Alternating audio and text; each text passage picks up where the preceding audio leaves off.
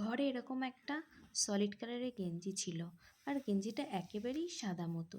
তাই মনে হলো যে এই কটা কালার দিয়ে ছোট ছোট ফ্রেঞ্চ নটের একটা নট করি, তারপরে দেখা যাক গেঞ্জিটা কেমন লাগে। তো সেই অনুযায়ী আমি কাজটা শুরু করে দিলাম। আর এক একটা করে নট আমি মাল্টি কালার দিয়ে এক একটা নট করব। প্রথমে আমি ব্ল্যাক কালার দিয়ে শুরু করেছিলাম। ব্ল্যাকটা আমার একটু প্রিয় যদিও, তবু শুধু ভাবলাম যে ব্ল্যাক দেবো প্রথমে। তারপরে ভাবলাম না, সুতো যখন আছে মাল্টি কালার দিয়েই ট্রাই করে দেখি না। এই দেখুন একটা নট করেছি, করে আমি একটা পেন দিয়ে চারিদিকে মানে গেঞ্জির চারিদিকে মানে একটা ফাঁকা অনুযায়ী ফাঁকা ফাঁকা করে ডট দিয়ে নিয়েছি, তাহলে কি আমার বুঝতে সুবিধা হবে। আর এইভাবে আমি নটগুলো করেছি।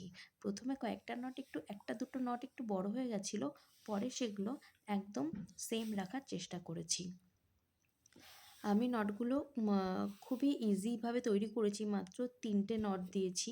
আর আপনারা দেখুন, আমি এখানে দেখিয়ে দিচ্ছি, এরকম তলা থেকে জাস্ট একদম ইজি মানে সূচটা তুলে নিয়ে আমি জাস্ট 3টে নট দেবো, 1 2 3টে, বাস ছেড়ে দেবো। এবার আমি পেছনে নিয়ে গিয়ে সেলাই করে দেবো। আর পেছনটা নিয়ে গিয়ে সেলাই করে পেছনটা একটুখানি বাঁধন দিয়ে দিলে ভালো হয়, ওটা খুলে যাওয়ার একেবারেই চান্স থাকে না, পুরো পার্মানেন্ট হয়ে যাবে।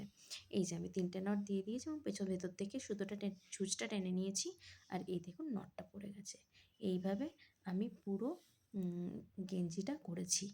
আর এই গেঞ্জিটা যে কটা নট করেছি সব ব্ল্যাক কালার দিয়ে, আমি দেখছি মাল্টি কালার দিয়ে করব। এবার বাকি কালারগুলো একটু ট্রাই করে দেখব কেমন হয়, সেই জন্য আমি বিভিন্ন কালার ধরে দেখছি। তো ভিডিওটা তোমাদের কেমন লাগলো জানাবে অবশ্যই কমেন্ট করে। আর কালকে আমি এর উপরে একটা লাইট কালারের শেড ট্রাই করব। তো আজকের জন্য এই পর্যন্তই।